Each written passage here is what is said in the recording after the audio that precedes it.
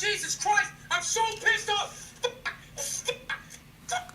God damn it.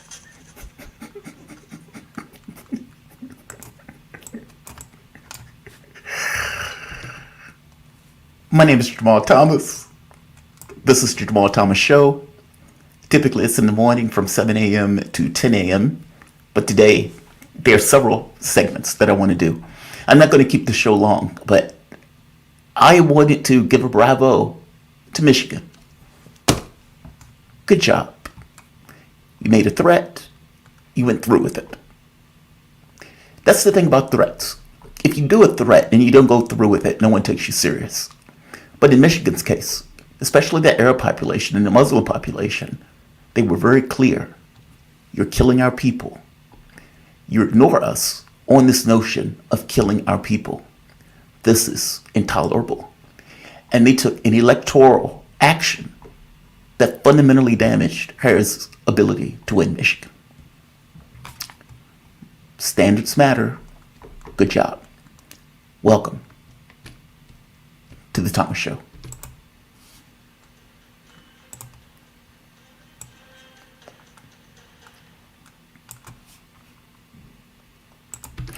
My name is Jamal Thomas. This is the Jamal Thomas typically morning show, even though we're not necessarily in the morning. I want... come on. There we are. I want to go through Michigan for a bit. If you remember, there was the uncommitted vote. And the uncommitted vote effectively said, look, you are backing a genocide, and we need you to stop that. Uncle, cousin, sister, brother, friend, or, for that matter, I'm just against genocide in general and believe it should be a red line in regards to getting my support. Meaning, you can back a genocide, but you cannot win a race if you do so. You will not get my support. And I may not necessarily have enough votes to put somebody else in and affect my will, but I do have enough to make you lose. Don't test us. Now, Kamala Harris went around the race, ignored the uncommitted vote, didn't even let the person speak at the DNC, and over again, when they were trying to basically reach out to her, there were no inroads that could be made from the standpoint of the Muslim community to the Harris campaign. Now, a year passes. A year goes by. Killing, murder. The UN organizations are talking about starvation. Blinken lies about starvation, knowing full well that they were starving the Palestinians. They were exterminating and expelling them from northern Gaza, or for that matter, southern Lebanon. They've been indiscriminately killing women and children en masse for a year. For an entire year. The Biden administration has allowed this to happen by giving a blank check.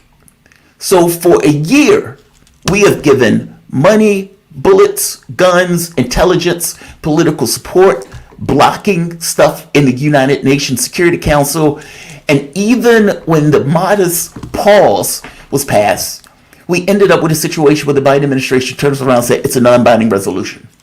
Then they hire sociopaths like Matt Miller to basically downplay each and everything that comes up. Hey, they just murdered that American. Well, we're going to let them do an investigation. Hey, they just murdered a child and then bombed the place with artillery the moment when people went to help the child.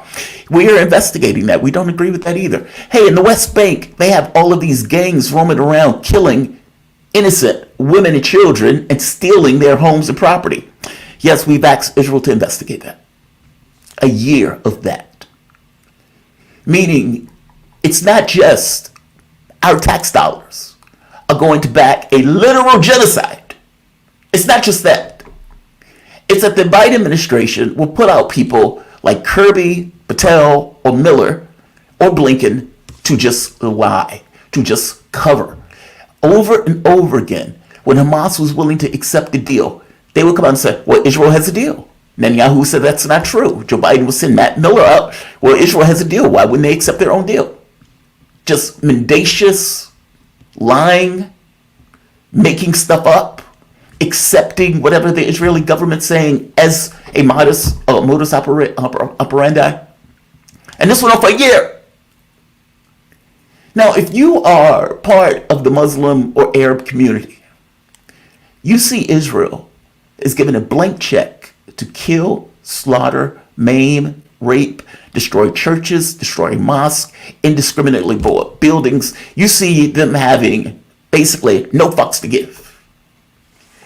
And you understand from flesh to bone that the only way that genocide could persist is with the U.S., specifically the Biden and Harris administration, putting money into it to allow it to do so. Meaning, none of it happens without the U.S. giving a blank check to Israel to do whatever it wants in the region.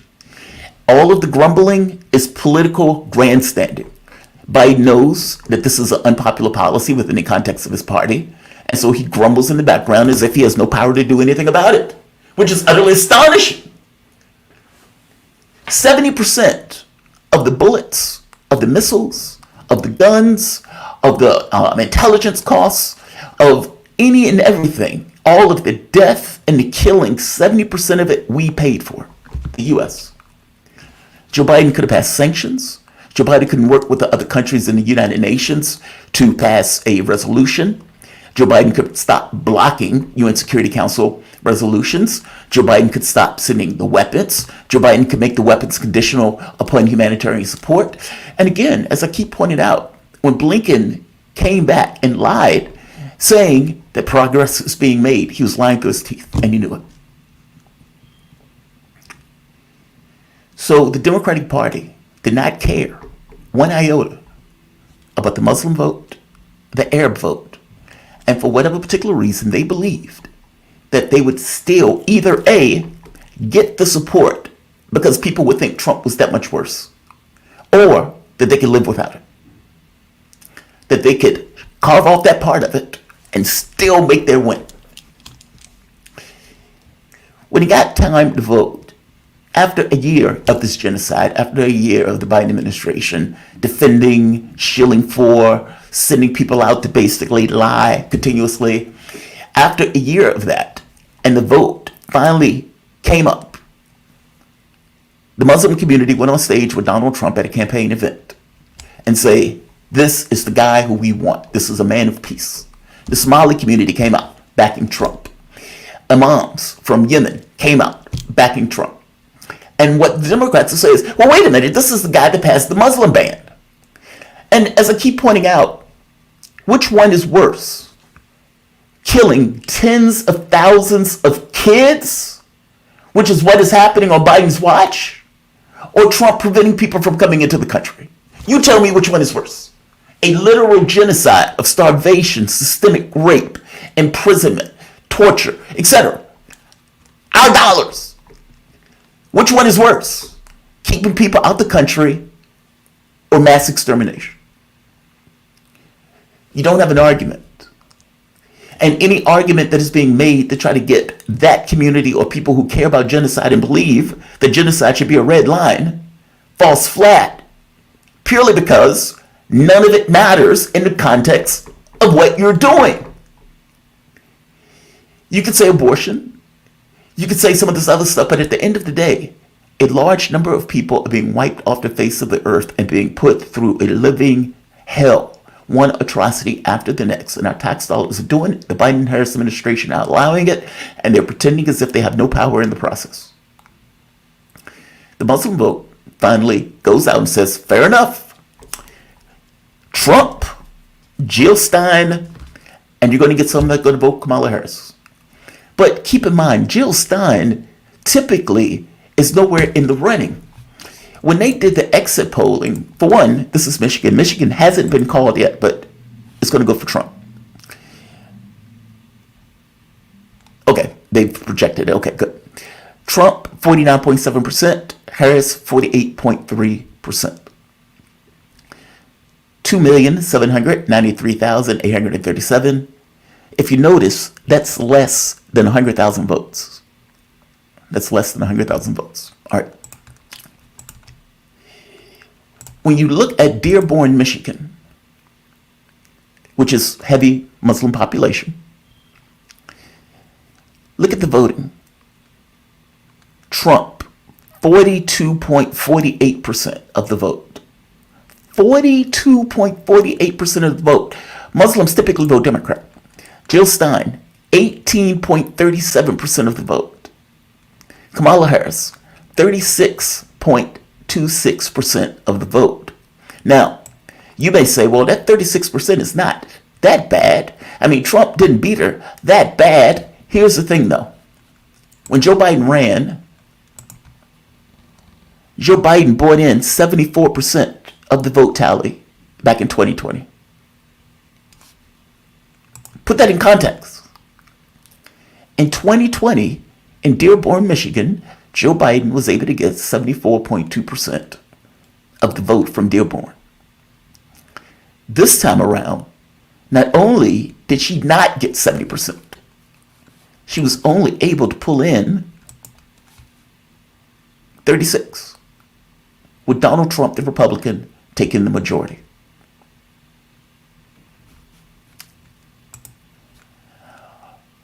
Bravo. Bravo.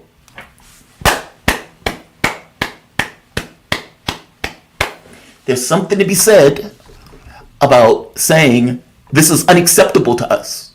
This is a red line for us. There should be standards within the context of a party, and you are going below those standards.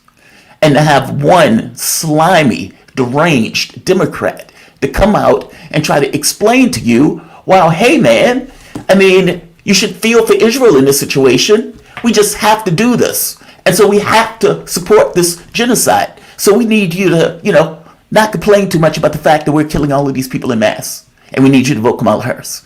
They would trot out Keith Ellison. They would trot out Obama. They would trot out Bill Clinton. Bill Clinton was like, hey man, the Jews are doing the best that they can, and the Arabs is the problem. They trotted out all of those people to try to tell you that this genocide is perfectly okay, or that Joe Biden and Kamala Harris is doing any and everything in their power to stop it and bring it to a resolution, despite the fact that they're giving them all of the money to do it. And they're acting as if they're completely disconnected from the money to which they give. I'm telling you, there's no prosecutor in this country that will hear you gave them the money, you gave them the gun, you gave them the bullets, you told them where they were going to be, you did all of that stuff, and you tried to give them an alibi. And you tell the prosecutor, but I don't really have anything to do with it. Good luck with it. My only point is, Michigan, good job. Good job. I would imagine Michigan has heard speeches like this.